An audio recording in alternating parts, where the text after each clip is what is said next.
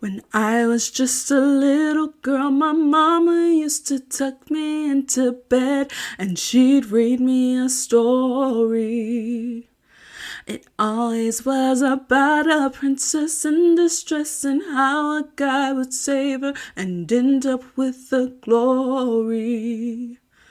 I'd lie in bed and think about the person that I wanted to be. Then one day I realized a fairy tale life wasn't for me. I don't wanna be like Cinderella, sitting in at a cold dusty cellar, waiting for somebody to come and set me free. I don't wanna be like Snow White, waiting for a handsome prince to come and save me on a horse of white. Unless we're riding side by side, don't wanna depend on no one else. I'd rather rescue myself.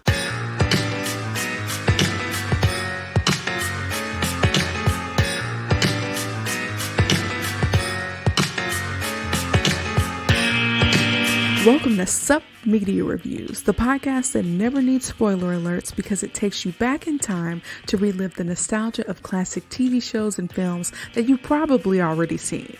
I'm your host, Kiara, and each week I'll dive into the archives to bring you my take on movies and TV shows from at least 20 years ago. From cult classics to forgotten gems, I'll review them all and give my honest opinion on their impact and whether or not they still hold up today. Join me as we revisit the iconic characters, memorable moments, and timeless themes that made these shows and films so special. So take a break from adulting and get ready for a trip down memory lane with Sup Media Reviews.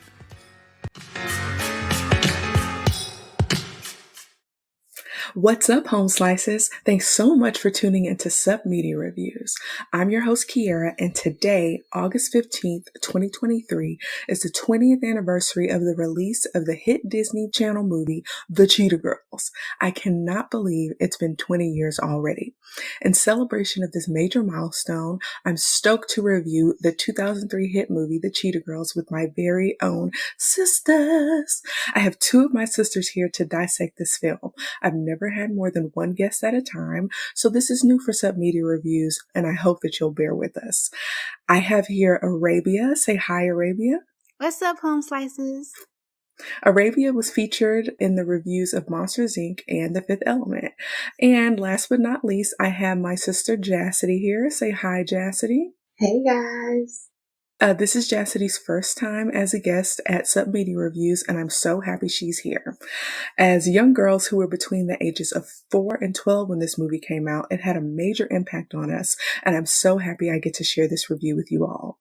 This movie is based on the Cheetah Girls book series by Deborah Gregory and features Raven Simone as Galleria, Adrienne Bailon Houghton as Chanel, Keely Williams as Aqua, and Sabrina Bryan as Dorinda. As always, here are some fun facts about the movie. The first fun fact is that Solange was originally cast as Aqua, but later pulled out of the production due to the promotion and release of her debut album, Solo Star. She was subsequently replaced by Keely Williams. I feel like this makes sense to me because Solange and Aqua were both from Texas. But do you think Solange regretted not being in this movie? Yeah, definitely how successful it was. And it's like a 3-movie whole thing, of course. I would have regretted it if I was Solange. So I feel like she probably she would have went maybe a little. Even though she's doing pretty good right now, she probably would have did better if she was a Cheetah Girl. Her solo album may have, really popped off. Mm-hmm. The second fun fact is that the girls played teenagers in high school. They were actually freshmen, but their real ages were 17, Keely, 18, Raven, 19, Sabrina, and 20, Adrienne. They were much older than freshmen. Freshmen are what, like 14? Yeah. And the third fun fact is that the Cheetah Girls are mostly seen wearing leopard print for the entire film. So Cheetah Girls actually wear leopard print. Leopard Girls just doesn't sound as good. No. So if you want to check out the Cheetah Girls, you can watch it on Disney Plus as of the recording of this episode. It's time to talk about our personal connections to this film. I have a question for each of you. Who's your favorite Cheetah Girl and why is this movie so impactful to you? Jassity, you go first. So, my favorite Cheetah Girl was Adrienne. She just had a lot of sass, spunk. I liked how she was humble, but she was still like that girl. She kept the group together. Her head didn't get too big, like Galleria, who she's still cool, but I just was like, calm down. So I just feel like Adrienne was my favorite. She kept everybody together, and she just carried the group to me personally. And it was impactful to me because it was just something I could relate to. There were two black girls. There was a lot of culture in the group. They had spunk. They could dress personally back then. I felt like their outfits were cute. They sung, they danced, which is something that all girls want to do when they're growing up. And it just carried me, honestly. The messages, the dances, the songs were 10 out of 10 on all the movies. And it just, yeah, it hit me. Girl, yeah, I think we all connect with it. So, Arabia, what about you? Who's your favorite and why was it so impactful to you? My favorite was Aqua. I loved her when I was younger. She was just so cool to me, and like her carrying hot sauce in her bag, that was like so me because I love hot sauce and I do have hot sauce in my purse, and so I like that about her. And I just thought she was so cool, and she like kind of becomes in charge of their outfits, and I was like, oh, she's like a fashion designer, and I kind of low key wanted to be that when I was younger, and so I liked her. And it's impactful to me because because of like there were black girls in this, and it was like I never really seen anything like that, especially on like Disney Channel. Like other than Raven, they didn't really have like sister didn't have a whole bunch of stuff, and so it was cool to see them singing and dancing and having a good time. And when you in school, and it would come on the night before, you'd be next day in school, you talk about with your friends and whose favorite was who wanted to be who, and who wanted to wear whose color, and like we had like memorabilia and just wearing their stuff and singing their songs. We used to like practice at recess and singing their stuff. So it was just a good part of my childhood that like I'll never forget, and this is awesome. All three of the movies are just special. Yeah, I agree. I freaking love this movie. Give me Aqua vibes too, Arabia. Thanks. Yes, well, personally, my favorite was Galleria. Like, I was compared to Raven Simone a lot when I was a teenager. I was light skinned with big boobs. So we had a lot in common, I guess. And I thought it was cool that she wrote the songs for the group. I thought that she was funny. And then even with her flaws, like she had some principles. So like, even though she got a big head, she did try to keep the group like on the right path and like to stick with their vision. I really liked her, but I also liked most of the songs in the movie. But another fun fact about Cheetah Girls is that the soundtrack to this movie climbed to number 33 on the Billboard 200 charts and was certified double platinum. So that's kind of a big deal for like a Disney Channel movie. Yeah. This is the second movie we've covered here at Submedia Reviews that was produced by Whitney Houston and Deborah Martin Chase. The first movie was Princess Diaries. There's another co-producer of the Cheetah Girls whose name is Cheryl Hill, who's also a woman of color. So we have a movie produced by 3 women of color, and the story has a lot of female empowerment themes, which I think is pretty cool.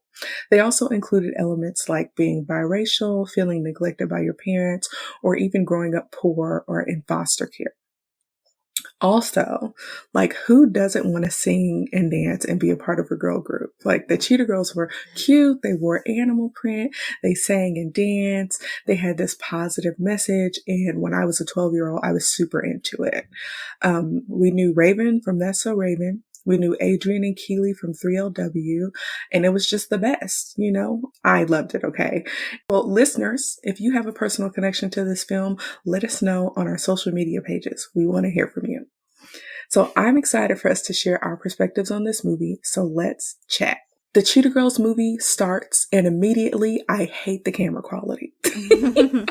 I feel like it was super fuzzy and not clear, kind of like the first 2 seasons of RuPaul's Drag Race. The movie opens up with the girls performing "Together We Can" at a birthday party. This is probably one of my least favorite songs from the movie, but I like it. yeah, just for me personally. But they're all "Together we can shoot the moon, stop the rain, even run a hurricane if we wanna." They have like these good but simple dance moves, and they share the verses pretty equally. I found that their clothing was a little weird. I feel like at the time we thought they dressed really well, but in 2023, 20 years later, I don't know. So Dorinda, who's played by yeah, right. So Dorinda, who's played by Sabrina Bryan, was wearing like urban streetwear. Aqua, who was played by Keely Williams, is wearing tights in this ugly, floofy 2-step hold-down skirt with tights and cowboy boots. Chanel, who's played by Adrienne Bailon Houghton, is wearing tights and a skirt. She's actually dressed the cutest. And Galleria, who's played by Raven Simonier, is dressed exactly like Raven Baxter. In a long sleeve shirt with these decorated jeans. Yeah. What did you all think about the fashion?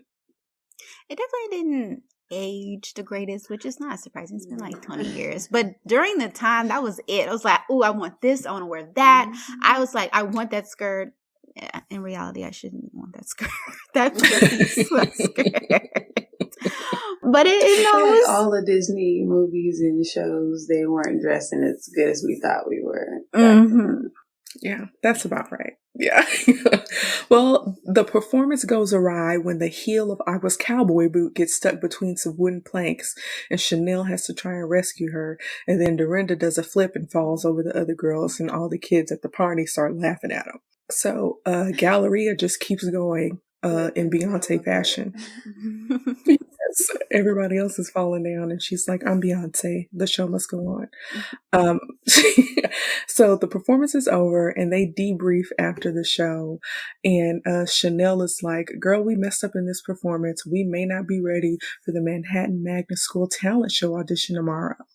And Galleria, interestingly enough, praises all of the girls and gets them back in good spirits. She's like, "Chanel, you hit that high C note, and Aqua, you kept our harmonies tight, and Dorinda, you gave your all to our fans." And we can already tell that she is kind of a leader and a little bit of the glue that keeps the team together. Also, at this point in the movie, Aqua has a Texas accent. And the question is, will she maintain it throughout the movie? The answer is no. But that's something that bothers me a lot. People have a lot of misconceptions about people from Texas, and both me and Jassy are from Texas and lived there, we're raised there. None of us, I feel like I don't have an accent. I feel like Jassy doesn't have an accent. It's like there are accentless people. Boots. Right. Thank you. Yeah, they're just spreading misinformation. No, everybody doesn't sound like Sandy Cheeks. Yes, thank you. I wish I was in Texas. Yeah.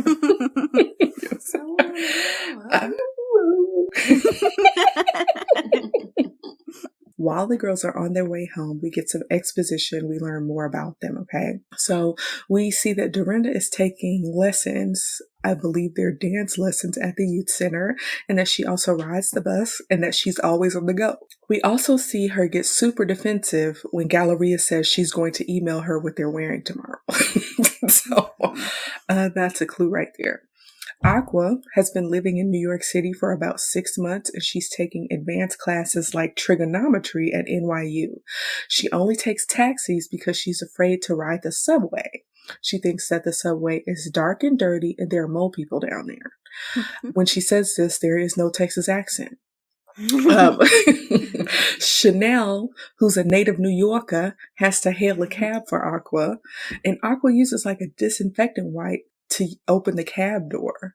But Aqua comes across as a little prissy and high maintenance, but she's super smart and a good singer. And after Aqua leaves, all we have left are Galleria and Chanel. So we find out that the Cheetah Girls used to be a duo with just those two, but then they took some advice from Drinka to get more members for some backup. So Galleria and Chanel start dreaming about what it would be like to be big stars and to work with renowned producers like Babyface and Jackal Johnson, and how they would be grabbing Grammys and working with the hottest designers, etc. So it appears that these two girls have been thick as thieves for a long time, and they are the OG friendship that started the Cheetah Girls. Then, in the weirdest scene of the movie, the scene I actually hate the most, Galleria and Chanel pass a music store where they're playing a song by a new artist called Sherazade. That's a weird name. But then Galleria and Chanel start dancing outside the store on the street, and people gather to watch them. And I'm like, what the hell is going on? The problem that I have with a lot of the performance in this movie is the ad-libs. I hate them because it's always like somebody like, come on, yeah. Are you feeling it? Are you feeling it? Let's do this. Yeah, pop, pop. Yeah, you know, just, yes. Grunting and stuff. Yes, they're just making noises. And I'm like, why did they make them do this? I hate it. I hate it so much. It's actually very cringy for me. But they're doing this choreographed dance, and it's funny and cringy at the same time. And there's a crowd gathering around them. And I'm like, people in New York usually just go on about their way, like going about their business. I find it difficult to believe that a crowd would start to form with them doing this mediocre dance on the sidewalk. What do y'all think about this scene? Oh, it's funny. Yeah, it's like not realistic, but funny enough, I've actually had a scene like this happen to me in real life. So, tell us about it. What happened? It was like years ago, and it was like Black Friday, and it was me and my cousin, and we were with my aunt, and she was waiting in the long line in Best Buy, and we were inside, but we were bored. So we're like, let's walk around. So we walked around, and we saw that they had like this game set up on one of the TVs for you to just try out, and it was a dancing game called Dance Central, which is like a black Just Dance basically. And so we put it on, and me and her, we started dancing. I can't remember the song, but you just follow the choreography, and we're dancing and having a good time. And then like at the end, we were done.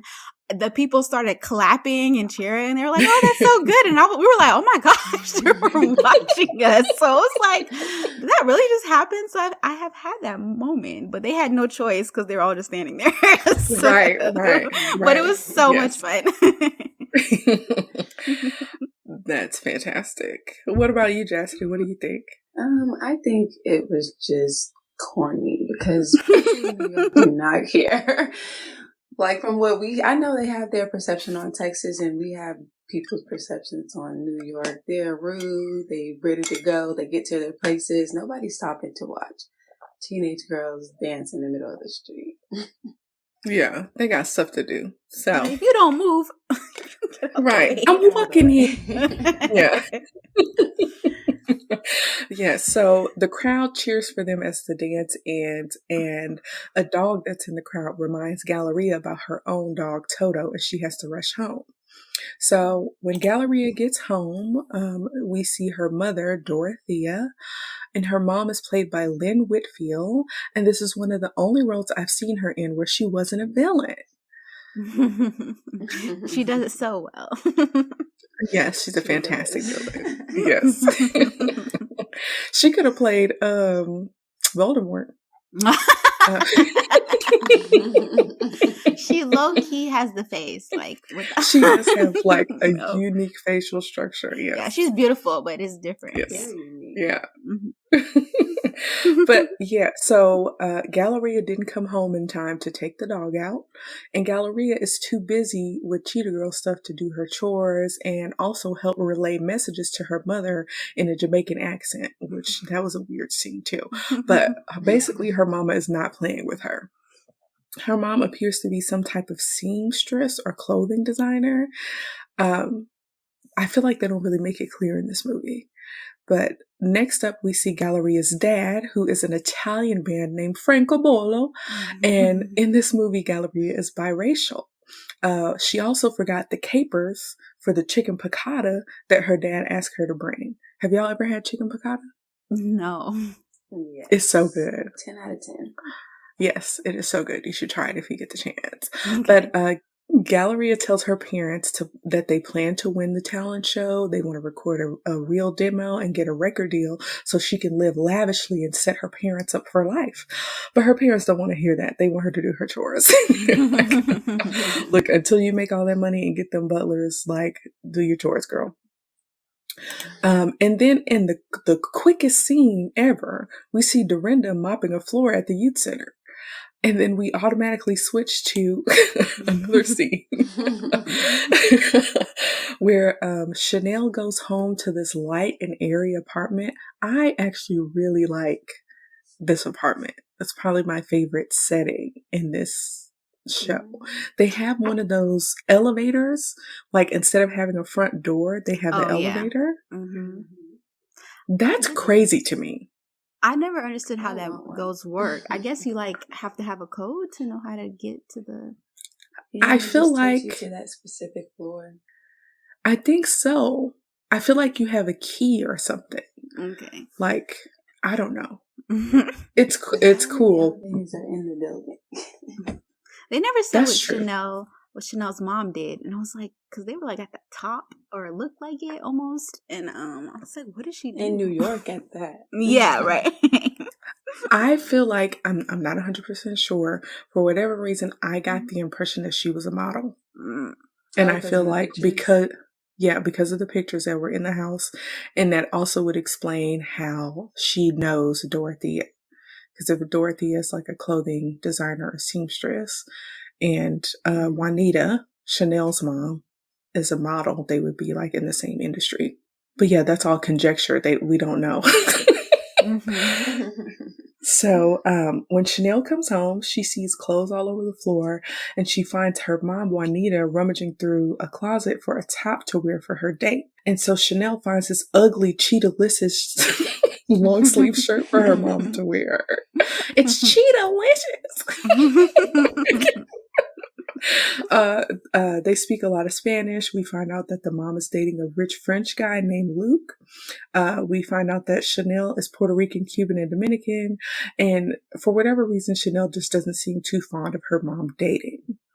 Also, we find out in this scene something that I missed when I was a child, that Chanel actually has a little brother that they call Poochie. And we actually see the little brother later on in the movie. And I was like, when I was 12, I did not pick up on that. No, I didn't know that until you pointed it out. No. Yes. Yeah, that was crazy to me. I was like, dang, I was... in my rewatching it. But when I was younger, no, I did not catch that. No, I did not pick up on that either. Also, what kind of name is Poochie? But Poochie is staying with their dad, so it sounds like her mom may have had a divorce and is like starting to date again. So her mom rushes out of the door before Chanel can really tell her about her day. And we can tell already that Chanel just isn't getting enough attention from her mom now that she's dating.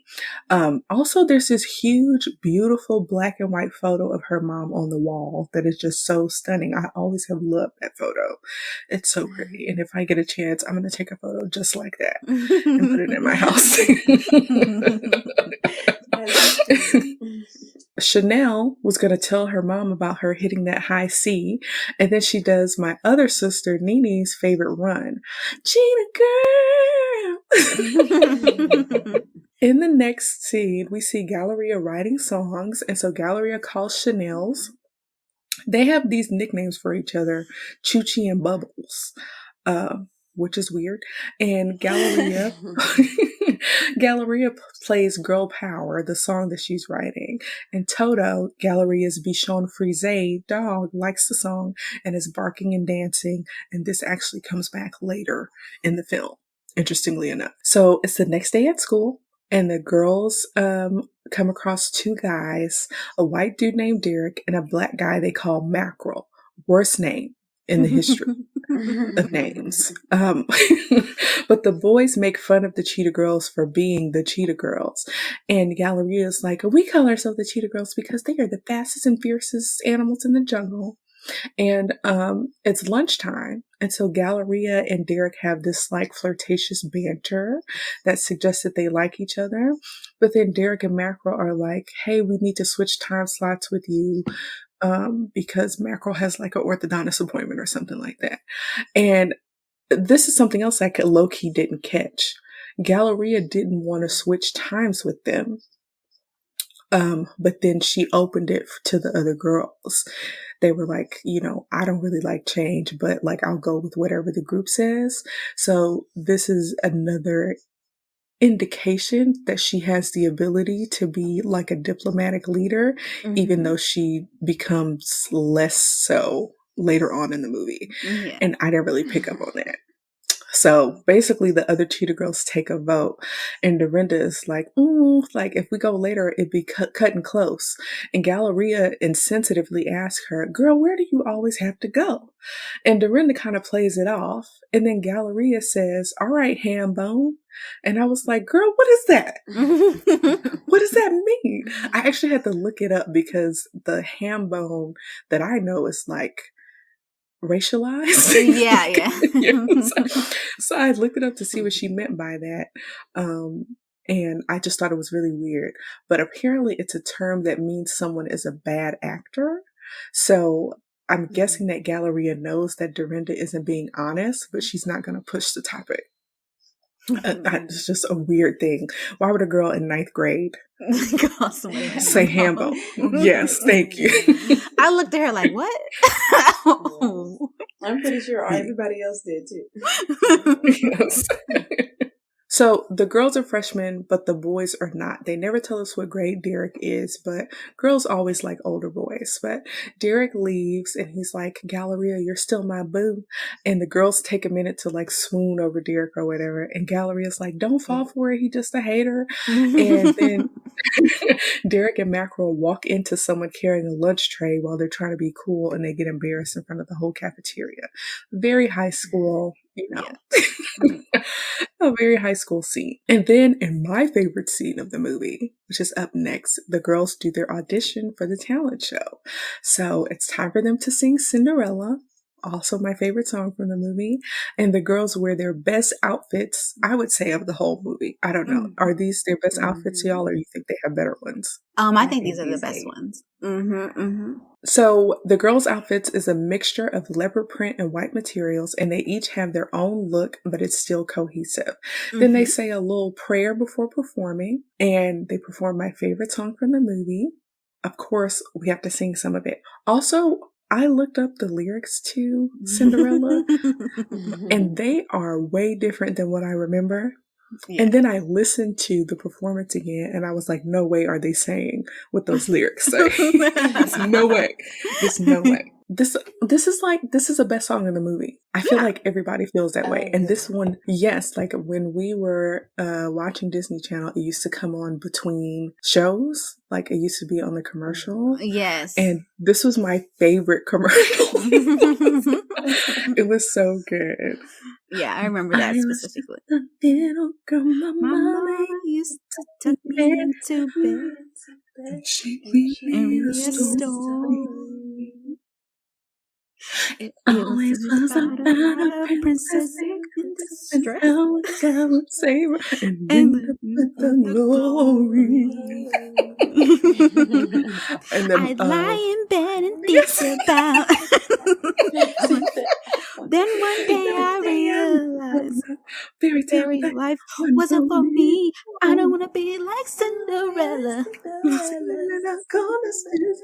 Waiting for somebody to come and set me free. So here, okay, the lyrics say, if you look up the lyrics, I don't want to be like Snow White waiting for a handsome prince to come and save me. I thought someone waiting. I didn't know she said Snow White waiting. And if you listen to the song in the movie, it does not sound like they're saying Snow White. It doesn't. And then what's the next part? It's on a horse of white, unless we're riding side by side. I don't know what I thought they were saying, but yes, that's not. I thought she was saying like, "Oh, I will survive." With, like even if no one's on my side or something like that. I think that was what I was getting at. But yeah, the lyrics, I just don't know. I don't know if those lyrics are right. But one of the funnier things that I discovered rewatching this is that Adrian is wearing the tiniest kitten heel boot. It's actually hilarious. But Juanita and Dorothea, Chanel and Galleria's mom, sneak into the theater to watch the performance along with Toto, who was carried in a bag. Also, Galleria's hair is different from earlier in the day. It's like, girl, did you? And it's not like a simple hairstyle. It's actually a little complicated. So I was like, how did you change your hair that fast? So they do a great job performing, best performance of the movie. And even if the background vocals don't sound like them, I don't know why the background vocals sound like a different group of people. I don't know. It doesn't make sense to me. The I Can Slay My Own Dragons part is cool. They have like a lot of aerial cameras that do like these rotating shots. Mm-hmm. And then they also have these slow motion shots, which is very like 90s R&B to me. And then they also have poses like in Say My Name. So then Toto comes on the stage and does a little dance for Galleria, who magically has a dog treat in her hands. And the performance ends, and it was great, especially for a talent show. Like, if they would have did this for the talent show, they would have killed it. They should have did that. But that was their plan, right? Their plan was to do this for the talent show. To perform that. Mm-hmm. They should have performed that outside. Sure. After the performance, we meet Drinka. She's an art teacher and like a judge of the talent show. She gets emotional because of how much the girls remind her of herself. Apparently, like back in the 70s, she was a singer named Drinka Champagne, which is hilarious. I didn't think about that. She, like I said, she had a hit in the 70s. Champagne bubbles and love. But she literally goes down the line and tells us once again about the racial identities of the group. This is where I take the time to point out they have a weird way of talking about race in this movie. And it's emphasized like a little too much for me, like personally, because it's very surface level. I don't know. It comes across as like, oh, Galleria is biracial. She's black and white. Oh, you know, we have the Latin lady in Chanel. We got the black girl from Texas because Texas is Southern a nationality. And then we have the shrimpy and white Dorinda. And it's like, girl, we don't have to focus on race so much. And I will say that having a multiracial girl group is a little different from maybe what we're used to seeing. But them emphasizing it so much over and over and over again, it's like, okay now, like, y'all are being weird. But yeah, she literally goes down the line and is like, if I was a biracial hip-hopping girl, I'd be you, Galleria. And if I was a spicy Latin person, I'd be you, Chanel. And if I was a sassy girl from the South, I'd be you, Aqua. And then she's like, Dorinda. And Dorinda's like, yeah, you and me if you were shrimpy and white. And she's like, no, if I could dance, girl. Yes. Well, the girls obviously get into the show, and then Jackal Johnson is lurking, you know, in the wings.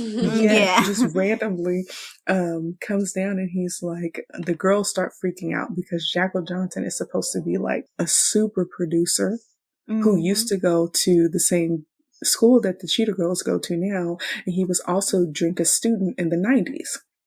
So he says that the girls are talented, and Drinka calls them her latest project, which is true.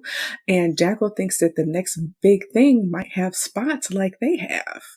And then I forgot to mention that there's like an annoying little boy who's helping with like, it looks like the lights and the sound for the audition. And he comes up to Jackal claiming to be their manager, but come to find out this is Chanel's little brother, Poochie. I thought it was some random little Yeah. boy helping I was out. like, why is this random kid acting a fool in this audition? At the high school. Yes. Yeah, ain't you supposed to be in school? What you doing? So yeah, that's her little brother. That totally went over my head. I'm just like, why is this little kid here? Galleria starts kissing up to Jackal Johnson, and she introduces herself as the founder and songwriter of the group. And the other girls are like, excuse me? They don't say it, but the looks on their faces is like, excuse me. Yes. But then the moms chime in too, and the moms are like, singing and dancing is a side hobby. And so the moms kind of shut things down, but Jackal gives Galleria his card, and she's all dejected and whatnot. So after they go out for dinner or whatever, Galleria and her mom are in a cab, and they drop Dorinda off, and she goes to this nice building, but instead of going through the front door, she slinks off to the side door when they're out of sight. So right now we already know that Dorinda has a secret. But Dorothea asks Galleria about Dorinda's parents, but they're like, oh, we don't know much about her family. We just know she has a little sister. And so Galleria makes a smart comment about Dorinda's parents not being all up in her business. And now they are at home and they are arguing now. And it's this age-old dilemma. Do I focus on becoming a worldwide pop star with my girl group, or focus on my grades and go to college? Their argument is actually pretty true to life, though. I could see this argument happening in real life. Mm-hmm. Yeah. And she's like, her mom is saying, I don't want the prospect of you getting a record deal derailing your future with a higher success rate. It's like, college isn't for everybody, and it doesn't work for everybody, but it works for way more people than becoming a pop star. So, like, so next up, we see Chanel and Juanita having a similar disagreement to Galleria and her mom. But Juanita is like, I think Dorothea's instincts are right. And then Juanita brings up Luke again, and Chanel is like, I need you to focus. Like, focus on this. And so Juanita says, you know what? You know what's going to fix this? A mother-daughter shopping trip. And Chanel's like, cool. And she's like, oh, Luke was thinking about taking me to Paris. And Chanel is like, oh, for what? To visit? And she's like, no, to live. And then Chanel is like, now I'm pissed. And then suddenly Galleria calls Chanel, and they talk on the phone about how mad they are. They're talking about different things. It's funny. I feel like they're only half listening to each other. Yeah, they're not Galleria listening is, to each other. Yes, thank you. Like, Galleria is like, oh, my mom won't let me talk to Jackal. And then Chanel is like, my mom's trying to run off to Paris. Yeah. Yes. They're just not talking about the same thing, or not even affirming what the other person is saying. It's kind of funny. Franco, who is Galleria's dad, is trying to convince Dorothea to let the girls call Jackal. His theory is that if they make a mistake now, they'll have their parents there to help put pieces together. So we get to see Franco and Dorothea's dynamic, which I think is cute, but I feel like the actors don't really have much chemistry with each other. What do you all think about Galleria's parents' chemistry? I like the idea of them, and I like the actors. But yeah, it wasn't like, oh, they were in love and we felt that chemistry that they had, like, completely, to me. Yeah. What about you, Chastity? I feel like I thought they were cute. Like, their image was cute. Mm-hmm. But from the scenes and stuff, I didn't really get lovers from them. Yeah. Yeah, that's how I felt too. Franco and Dorothea come back into Galleria's room to tell her that she can call Jackal with conditions. And she's like, as your mom, I'm going to the meeting.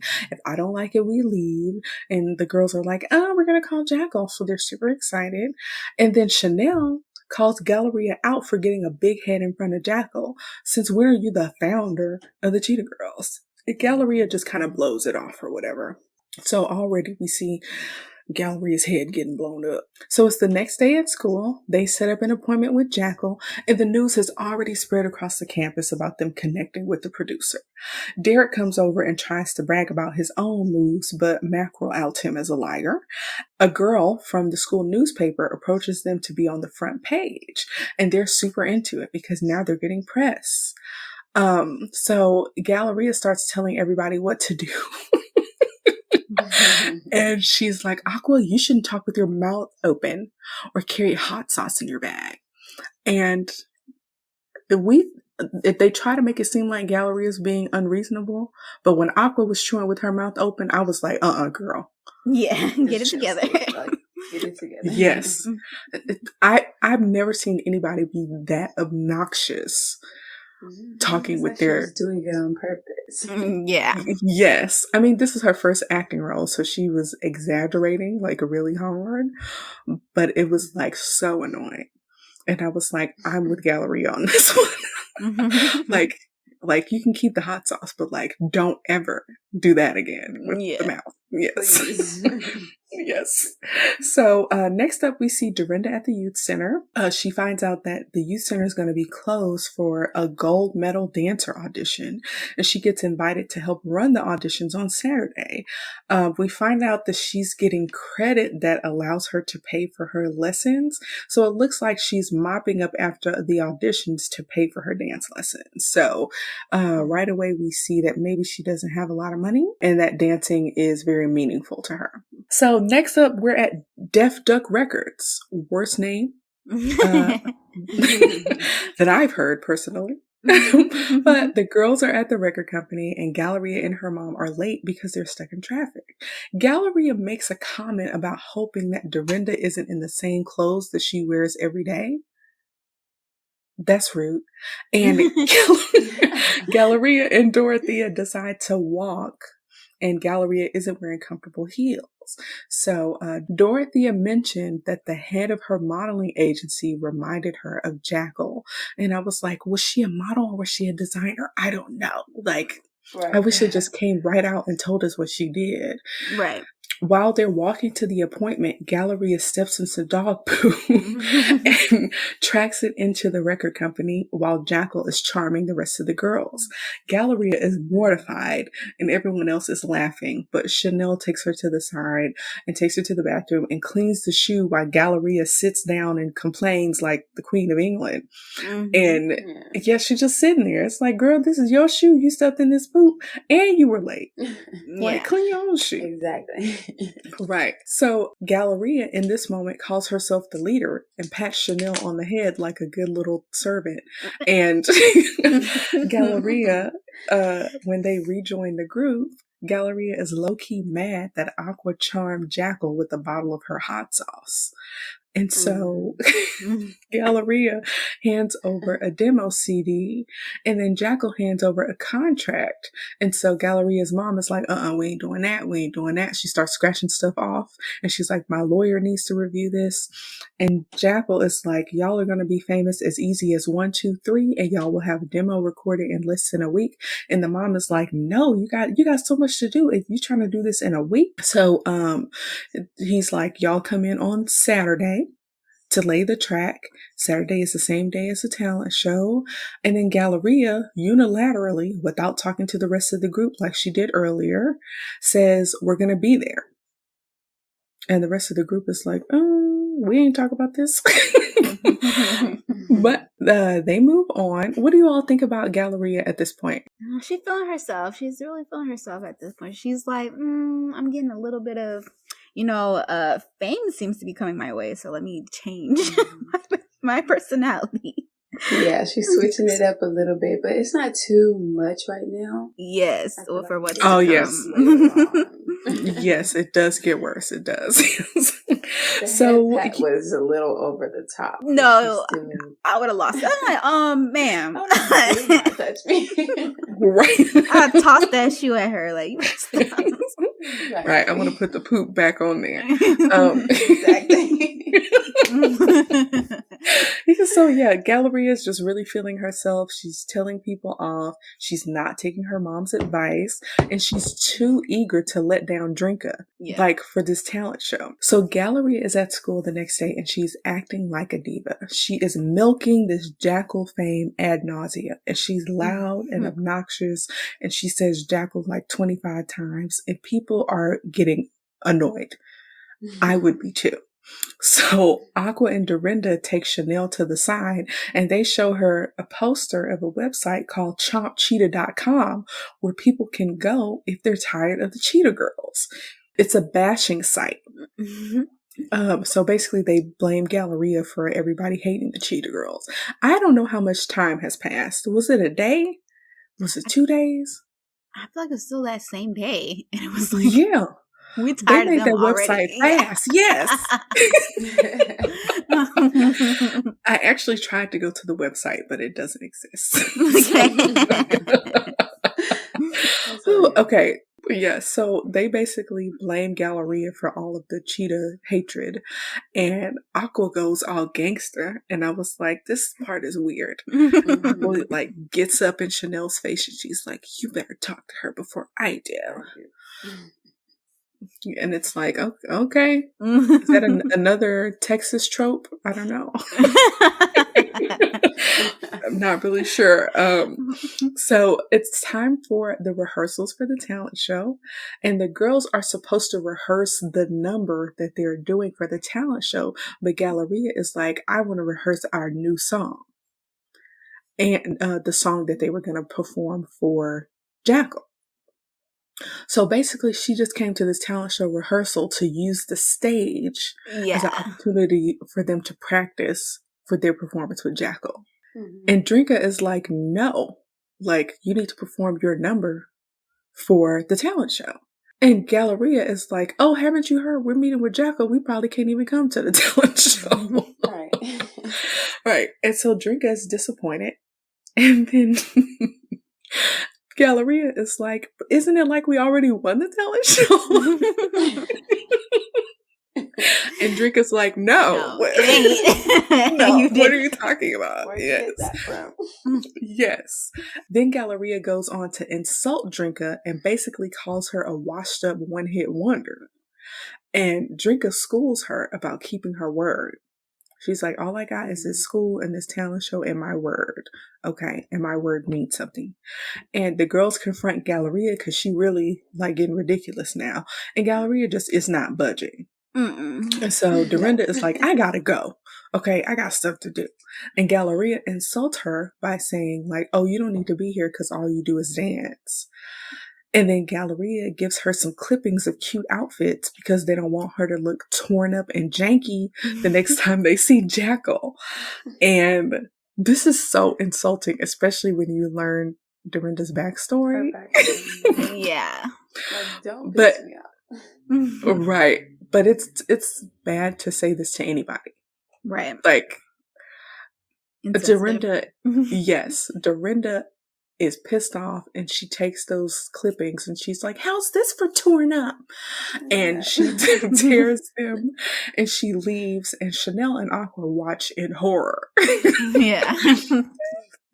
She's like, Miss Chanel, the time is now. You need to go talk to her. Yes. Aqua is right. But she's also all up in Chanel's face. I don't know. I don't understand why she's so like confrontational and all up in her face. Like Chanel didn't do it. Right. I don't know. I don't know what's going on. But in the next scene, don't text and don't play. Right. Yes. So in the next scene, it's the gold medal crew auditions. This is another scene that I hate for the ad-libs. Dorinda is supposed to be helping to run these auditions, but she's dancing in all the groups and making the weird ad-libbing noises. Pop, pop, come on. Yeah. Yeah. We can do it. Yeah. Hit it. You know.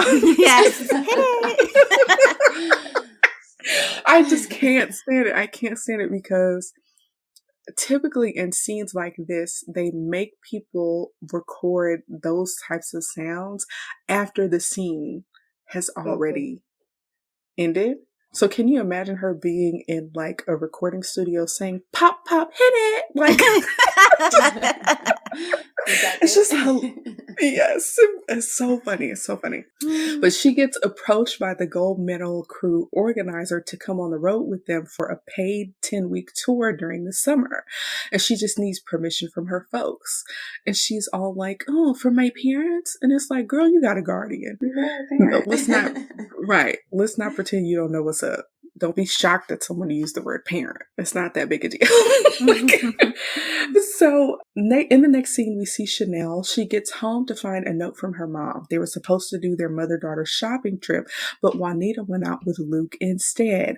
And in the note she left her, she was like, "Oh, Poochie is at your dad's house. You need to pick him up." It's like, dang, girl, what you doing for your kids? Right. You're just out here. Yes, you're out here fool-la-la with Luke. And not paying attention to your children. So basically, she ditched her daughter for a man, but she left a credit card for Chanel to go shopping without her. Chanel is clearly hurt and kind of over this. And then the phone rings and a realtor is leaving a message about putting their apartment up for sale. Chanel answers the phone before the realtor hangs up and tells the realtor the deal is off and nobody is moving. Okay, claro, gracias. So now Chanel wants revenge. Now I'm going to pause right here and ask, do either of you remember answering machines working this way? Where you could hear the person leaving the message out loud? I don't think so. I want to say I've only seen it on TV, but I don't know if you can catch the person if they're still on there. I don't remember that happening. Right. I'm the oldest here. I don't remember messages being able to be played out loud or you being able to answer the call in the middle of them leaving a message. I low-key am wondering if this is something that was never real and they just made it up because they needed it for TV. Yeah. Or maybe it was real and then when technology advanced, they still used it because it made sense in movies. I don't know. Yeah. Okay, so Chanel, who is extra mad now, goes on a crazy shopping spree at a bunch of stores, and she sees this animal print vest that she thinks will look nice on Dorinda. So Chanel goes to Dorinda's building, and she tells the doorman that she's looking for her. And the doorman is like, "Hey, go around to the back alley to the superintendent's apartment." And Chanel is like, "Ooh, this alley is sketchy." Mm-hmm. And she finds the superintendent's apartment, and an ethnic woman with a lot of kids running around answers the door. And Chanel feels like she's in the wrong place, but she's in the right place. And Dorinda comes to the door, and the jig is up. Chanel assumes that the ethnic woman was Dorinda's real mom, considering how well she dances, another weird racial stereotype. But Dorinda has to set the record straight. Dorinda is a foster child in a house with 10 other kids and only gets to live in a nice building because Mr. Bosco, her foster dad, is the superintendent of the building. And then Dorinda gives a decent emotional performance about being given up by her mom and her mom not wanting her. And she's upset, but she does not drop a tear. No tears can be seen. And then she and Chanel have a moment about being grateful for a mom versus not having parents or whatever. And so Dorinda is like, "You all, the Cheetah Girls are my family and I don't want to lose this." And Chanel, came to check on her and give her a leopard print vest, despite them being the Cheetah Girls. And Dorinda tells Chanel about the gold medal dancers situation. And she's like, "Girl, I need that money." Mm-hmm. And Chanel is like, "Well, what about the Cheetah Girls?" And, Dorinda's like, "Cheetah Girls ain't paying." At 14. Girl, yes. But when you live in a house with that many kids, having your own money is, a benefit. I can't imagine living in a house with that many children. Ever. I feel like, yes. I feel like her home life was probably really chaotic. Yeah. I wish they explored her story a little bit more. Yeah. This is pretty much it for her story. Yes, basically. They actually didn't really explore Aqua very much either. So, yeah, we don't know that much about her either. But in the next scene, we see Chanel and Galleria having a sleepover, and Dorothea is like, you all can go to this rehearsal with Jackal on your own. I want to see how you handle yourselves. And then Galleria shows Chanel an album cover. And on the album cover for the Cheetah Girls, Galleria is front and center, and the rest of the girls are like in the background. Yeah. Yes. And so Chanel is mad because Galleria is taking all the credit for everything and wanting more of the spotlight for herself. So they start to argue about this. And Chanel is like, me and the other girls are not your flunkies, and you're changing, girl. So Chanel tells Galleria about Dorinda being a foster child and all that kind of stuff. And Galleria is so hyper-focused on getting this deal. This girl, instead of saying, oh, I feel so bad for how I treated her, or I should call her and check on her, this girl says, well, Dorinda needs this more than anybody. She better get to work then. Yes. Yes, dance for your dinner. Like, you have to earn your keep. I'm like, girl. Chanel, again, the person who tries to keep everybody focused in this movie, is like, girl, she don't need a record deal. She needs friends. Like, she needs support. Right.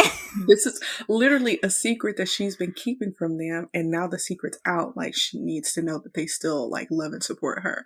But Galleria just is so blinded by this opportunity that she can't see anything else. Mm-mm. Galleria thinks she's doing what's best for everyone, and that everything will be much better once they get this deal. Sure. No one likes you at the end of the day. Right. So next up, they're at the Jackal rehearsal, and the marketing team did some research. Apparently, this must have been an AI generated idea or something. I don't know.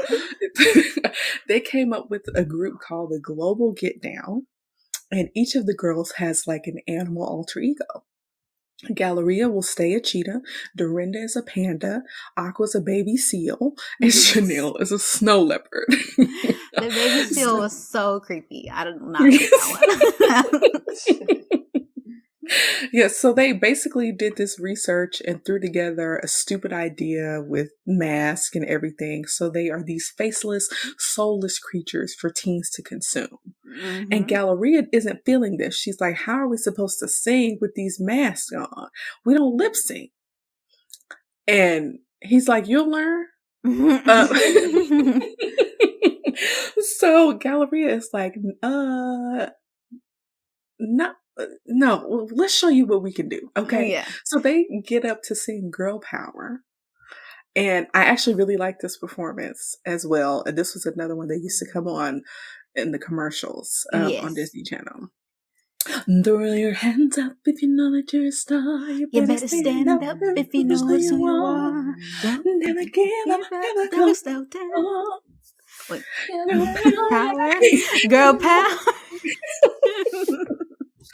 This song is funny because there are moments where Aqua sounds like a baby in the songs. I don't know how to describe it, but there's a part where she goes, and times I may just feel like my back into the wall. Yeah. Hold my head up high. You standing. Yeah. I know that my back is covered. We're down for whatever. Better stand Some weird accents going on. I don't know. Yes. We're down for whatever. They just, for whatever reason, when they all are supposed to be singing together, it does not sound like their voices. Yeah. Somebody else is singing background vocals. But they dance in music video fashion. Jackal loves their performance, but then he's like, here's the song we're thinking about. Worst song in the history of songs. We go all around the world. We go all around the world. Where it goes. It sounds like a song that you sing in like daycare. Yes. Like play a game or something. Like Yeah, like Yeah. yes. And they want the girls to get into it, and then everyone except Galleria is like low key getting into it and starting to dance. Yes, and Galleria is freaking out. And she's like, no, stop. Like, what is this? Didn't you like Because they girl literally power? started popping it. Yeah, they were like, oh, okay. Yeah. Yes. And then Jackal is like, global get down, and this song is what we sold to the record company. And this is what the record company expects. And so Galleria says, if we can't do this our way, we're out of here. And she starts to leave, but the rest of the girls don't follow her. And so Jackal leaves and gives them some time to talk to each other. And Galleria's like, why didn't y'all follow me? And they're like, girl, we don't have to agree with everything that you say. Like, you don't speak for the whole group.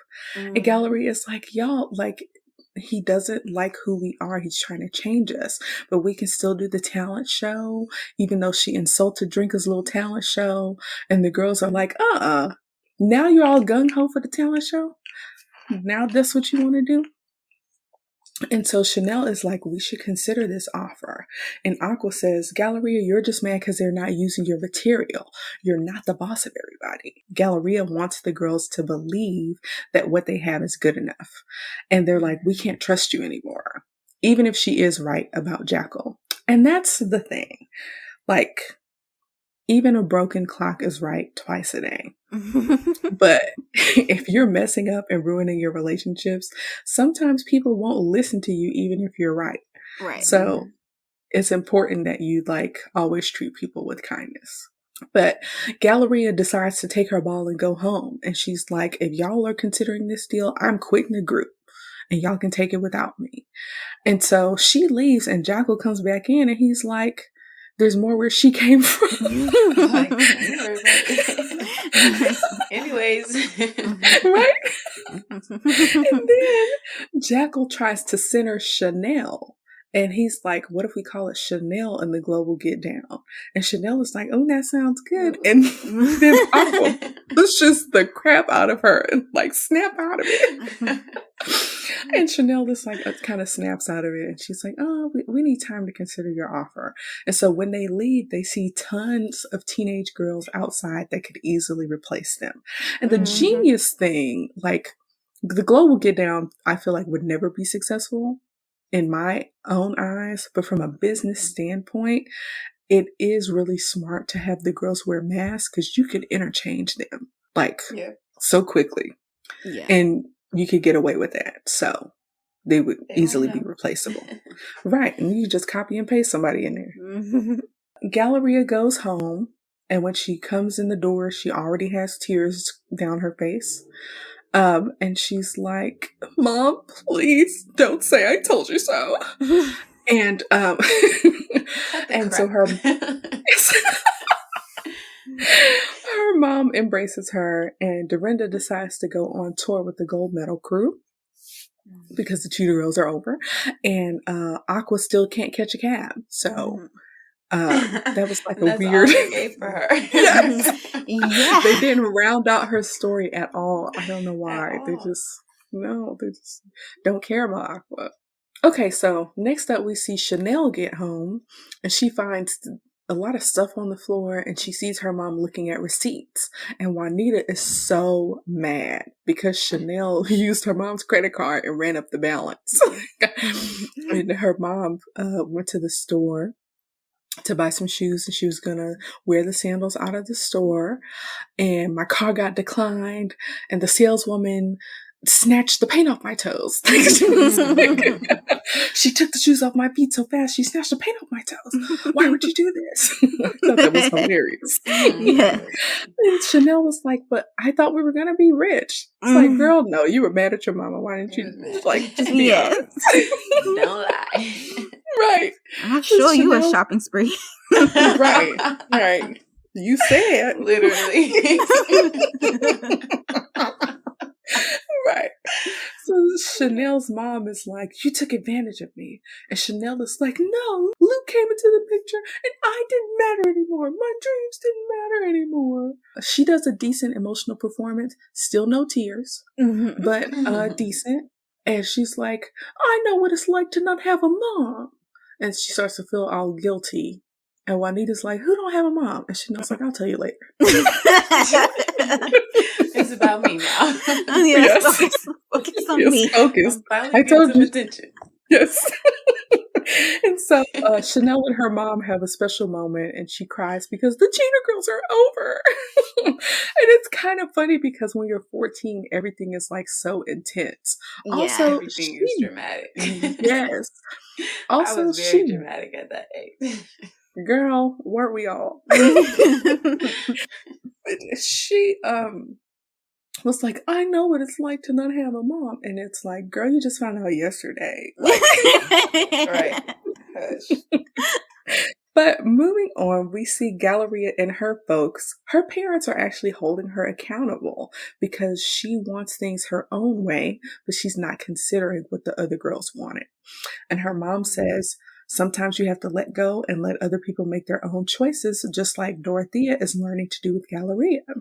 And so Galleria is proud of her choice, but she questions it a little bit. But overall, I think Galleria did make the right choice. She was just being too much of a butthole to her friends and not thinking about what they wanted. So next up, we see Galleria go to the theater alone and she plays a song and sounds super sad. She's singing Cheetah Sisters and her voice sounds super sad and somber to the point where I don't think it's her. I don't know if that's her. It sounds like somebody else. Someone's always there behind. Just if we fall. And I'm like, that does not sound like I might be lonely. I feel like that's not her voice. That is a 40-year-old woman singing that song. Yes. Yes, with like peanut butter at the roof of her mouth or something like that. So Derek comes into the theater as well and tells her, oh, this song was good. It's better than all that crazy Cheetah Girl stuff you sing. And Galleria is like, you know what? We almost got the deal with Jackal and he wanted us to be crazy. Like, listen to this song he wanted us to sing. We go all around the world. We go all around the world. And Derek is like, no, stop. And she's like, I can't do this with the mask and the lip syncing. It was too much. And Derek is like, well, maybe it's time for the cheetah to walk alone. And are cheetahs solitary animals? I actually am not sure. Yeah. Okay, yeah. Well, the fact that there's a group of cheetahs is weird. I don't know. No, jaguars are definitely solitary, but cheetahs, yeah. I'm not sure. I feel like I've seen them hunt together. Right, I feel like I've seen that too. Yeah. But I'm like, is that a leopard?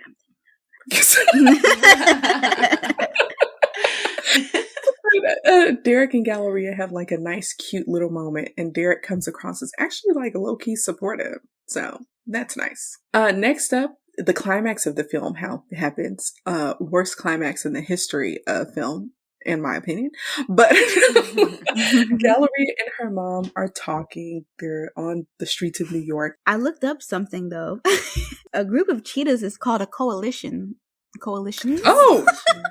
Wow. Are they fighting for rights? They're usually made up of a group of brothers, and like the females, they have the cubs, but then like a group of brothers be called coalitions. I thought that sounds like crazy. That sounds like civil rights. That's crazy. Yeah, so they're solitary hunters, except when they're living in a coalition. So there you go. Okay, great. So we have a coalition of Cheetah Girls. Why would they call them a coalition? I don't know. That's funny. Thank you for looking that up. That's interesting. I had to know. Toto and Galleria pass a music store on their way to the talent show, and All Around the World is playing, and there's a poster with 4 girls in animal masks. So Galleria assumes that the rest of the Cheetah Girls took the deal without her.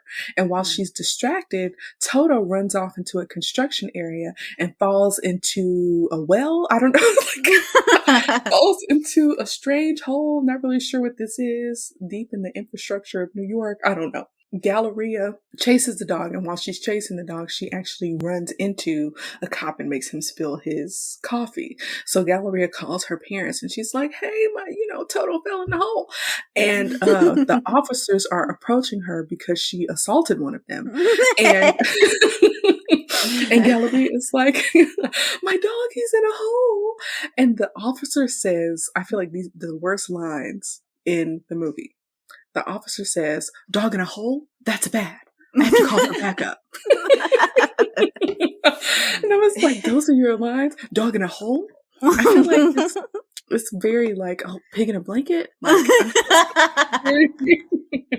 it's so weird.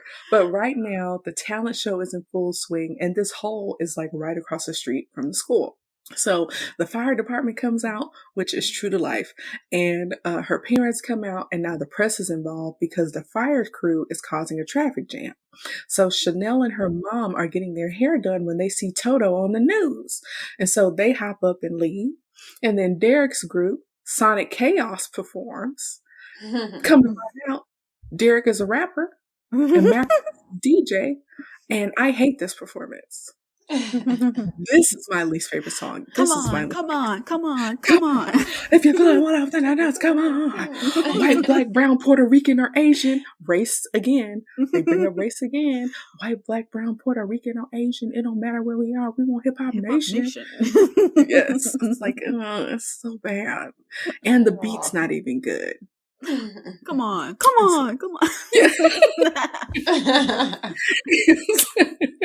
So like, next up, we winning with this performance. No, yes, like I can't. It's just so bad.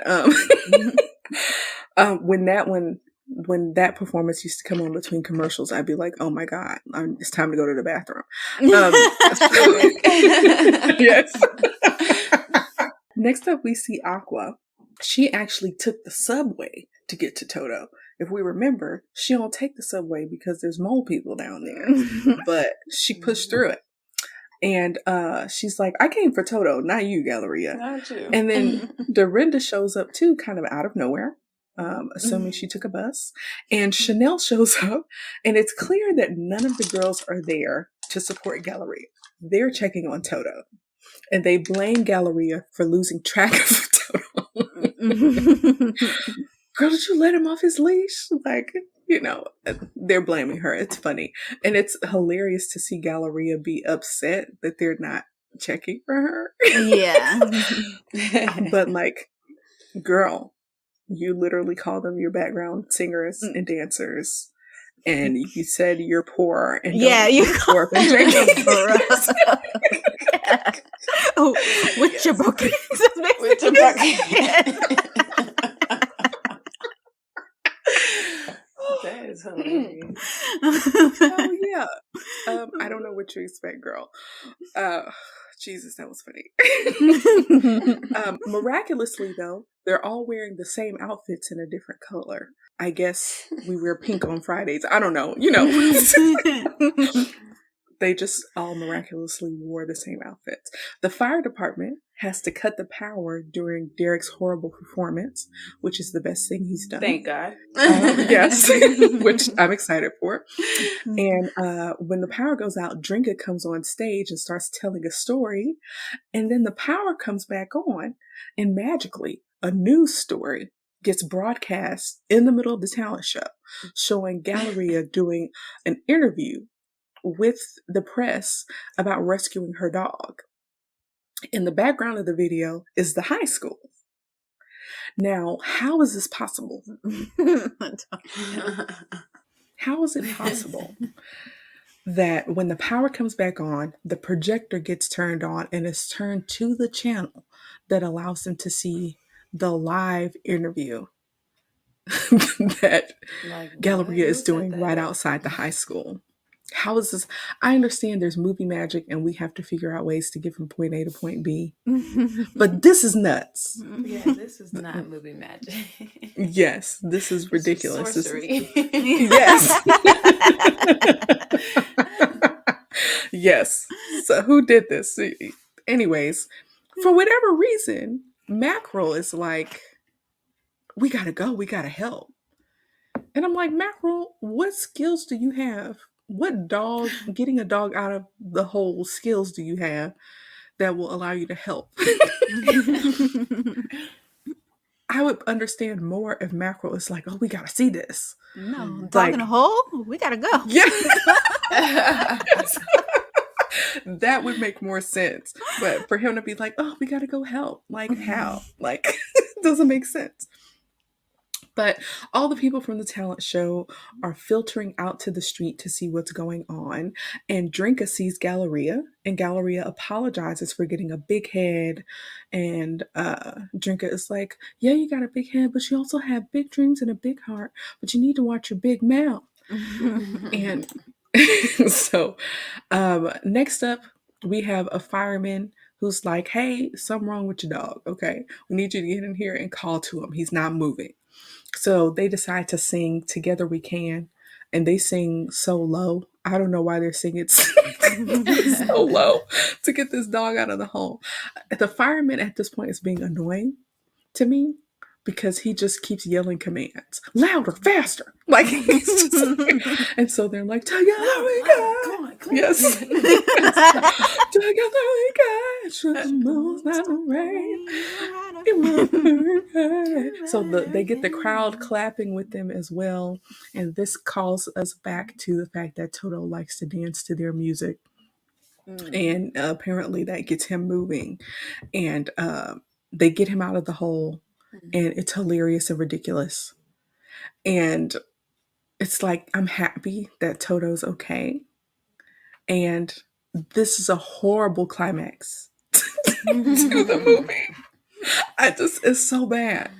It's so bad. I don't know. But once he's okay, once Toto is squared away, all the girls leave because they're sick of Galleria shit. And they're like, look. They're like, All right, Toto. yes, See you Toto's later. good. Yeah, peace out. Yes.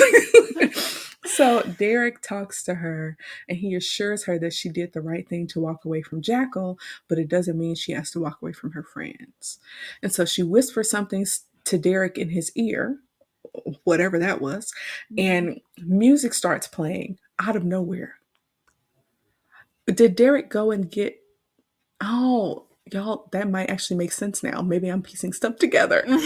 So Derek actually had equipment because of the DJ setup or whatever. Maybe Right. she asked him to bring the speakers or something so they could perform.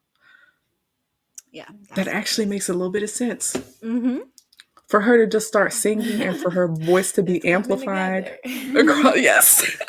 She just started, but there was no microphones. Like, how was her voice carrying across that huge group of people? Like, yes. So she starts singing, and the other girls chime in because they're caught up in the moment. There's a time when we all choose to lose faith or follow through. Wait, no, I messed up the lyrics. I was No. like, Yes, I did.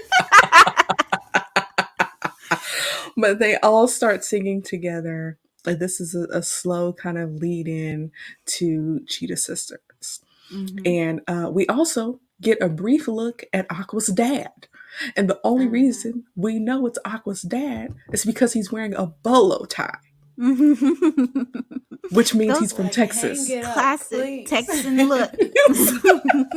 Yes. Oh my Okay. gosh. Me and Chastity both lived in Texas for our formative years. I don't know that I've ever seen a man in a bolo tie in real life. Ever.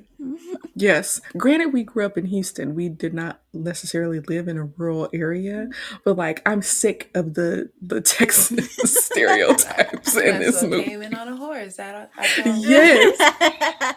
Yes. Oh my goodness. We didn't even get to see the man's face. They just refused to Just round the out tie. Aqua's story. Yes. No, yeah. Yes. Well, if we make her from out of state, we don't have to tell her story. Give her some hot sauce and an accent Yes. sometime. We should be all She's good to go. Yes. Yeah, put her in those little hoop skirts, hoedowns, and some cowboy boots. That's all you Yes. need. You're right. You rounded out her character. I just can't. But anyways, they start singing, 'cause we are sisters. We We stand stand together. together. We make We a make one a one big big family. family. Like the Like the same, Our spots are different, different colors, colors. 'cause they're leopard. Exactly. That ain't never gonna change. Believe it, mister. What did she say right there? Believe it, mister. Believe it, mister. Oh, okay. I never knew it. Like, who is this mister? Right. It's just like any man to the patriarch. We're Cheetah sisters. There's a Gotta part do where what I gotta do. there's a part in the song where things are kind of chill in the song, and then Galleria, Raven Simone, just yells. I'm trying to remember which part it is. 'Cause mama didn't raise no fools, it makes you only dreaming. Oh, yes. And this part, I might need help to carry on. That's the part. She's yelling. Everybody, it was like, it makes you only dreaming. I might need help to carry on. It's so funny. Okay, Rockstar. Yes. It's good to know we're not alone. 'Cause we are sisters.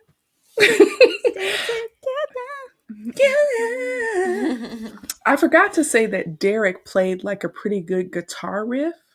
Oh, yeah. Like after they sang the slow part, and I'm like, okay, Prince, but this is a very good performance, even though it's unbelievable. This is kind of like movie musical stuff because background dancers come and do their choreography. Some of these are firemen. Some of these are yes, construction workers. Some of these just appear to be random citizens. It's like, okay, you all know the choreography and how. And then they do a breakdown where each From of the them Cheetah Girl perform. website.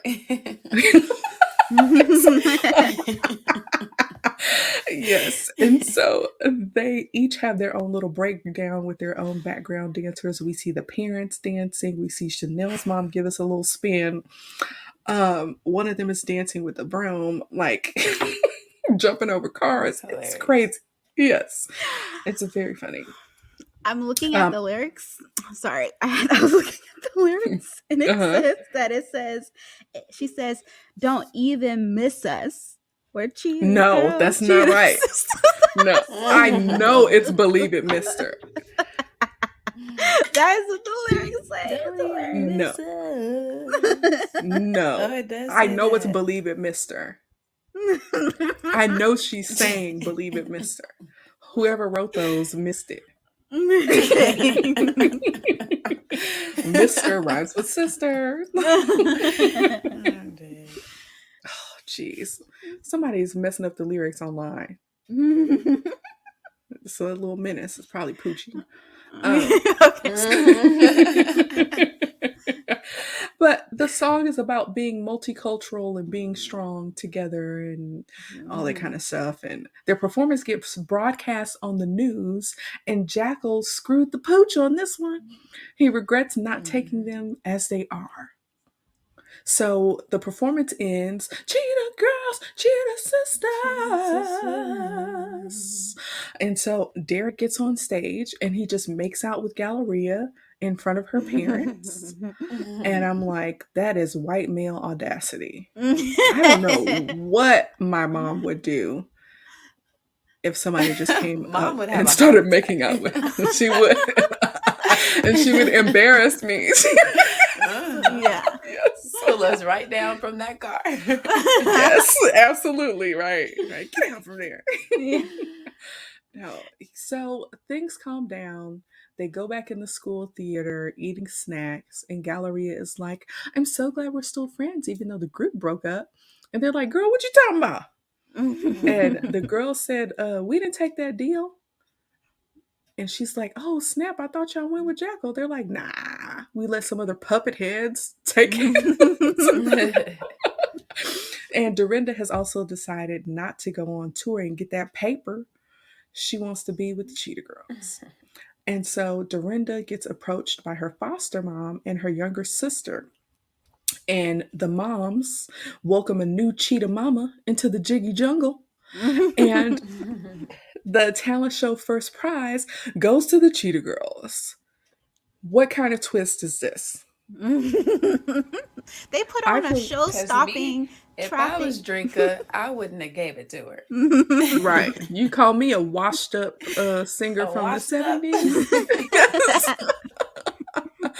After I sang Champagne Bubbles of Love? Champagne Bubbles of Love.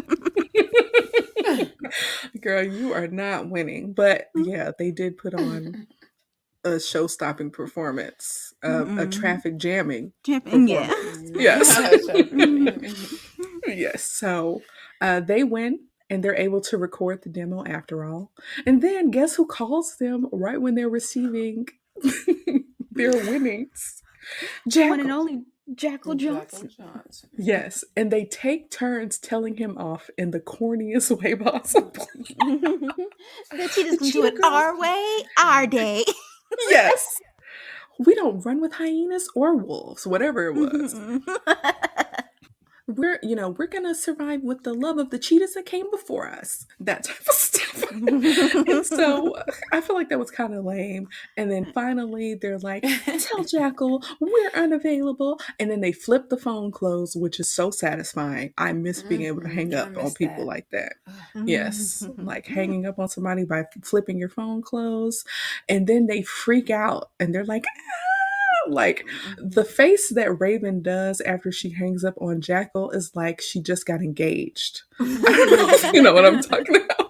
Yeah, like, she's like when she does that thing, when she like fans her face really like fast and excited.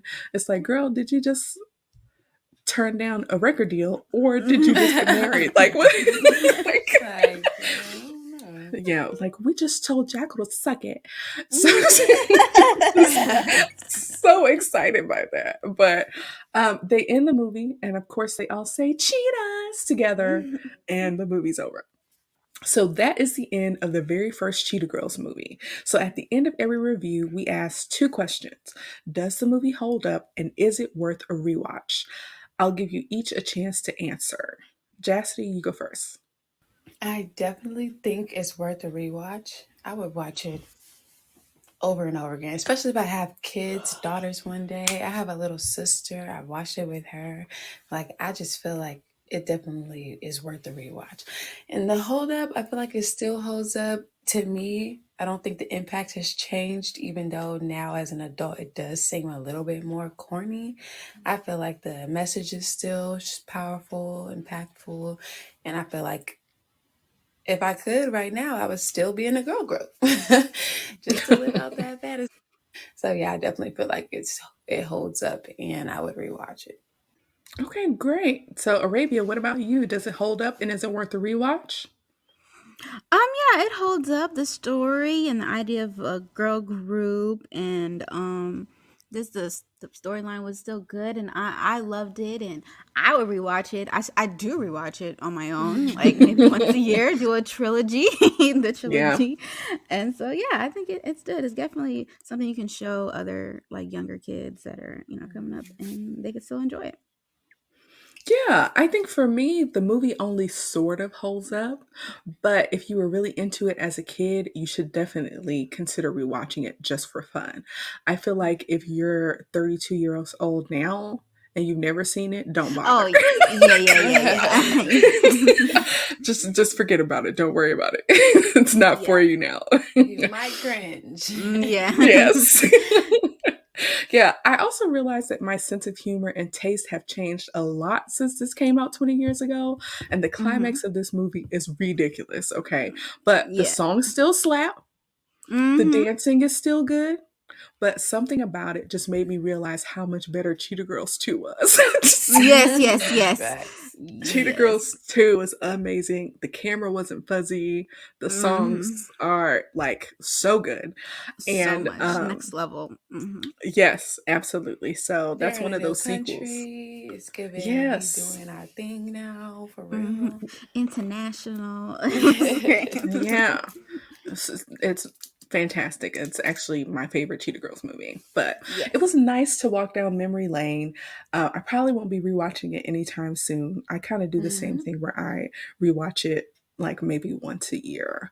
Um, Cheetah Girls 2, though, I probably rewatch that twice a year. Yeah, yeah, yeah. Yes, yes.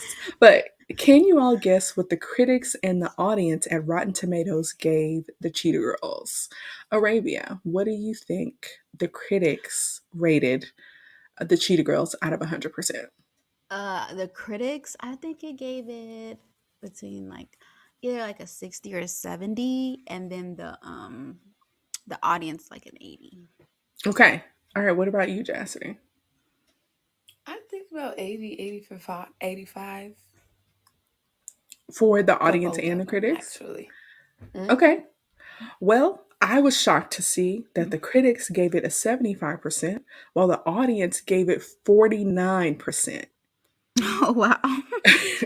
It's That's actually insane. kind of, yes, it is. It's actually kind of difficult to find such a big difference, especially with the Mm. critics rating it higher than the audience.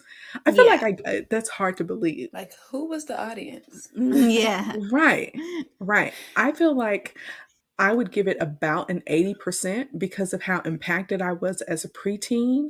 But Yes. like I said, lots of people on these sites are not the target demographic for these Yeah. films. Like your opinion shouldn't count if you're a white male 45-year-old. 40-year-old. Like, Yeah. yes, why are you rating Cheetah Girls? It's not for you. You don't get it. Right.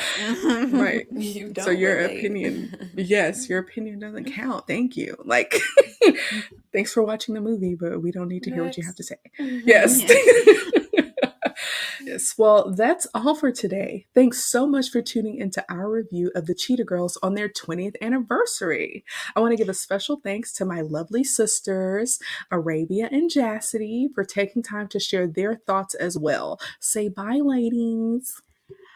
Bye. And that's on Growl Power. Oh my Thanks for goodness, having that's us, hilarious. sister. Yeah. Yes, of course. As always, it's been super fun. Yes. So don't forget to tell us your thoughts in the comments and on social media. Join us next week here at Sup Media Reviews, where I'll be reviewing the 1988 classic Coming to America. Peace out.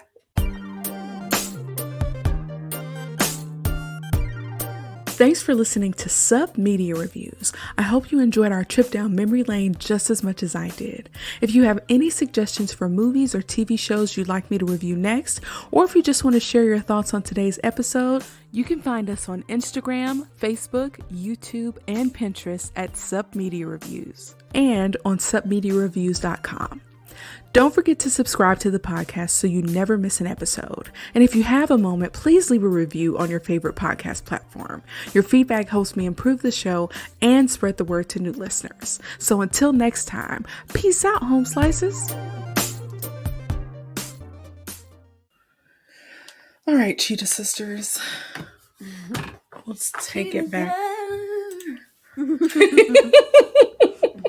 I'm keeping that in.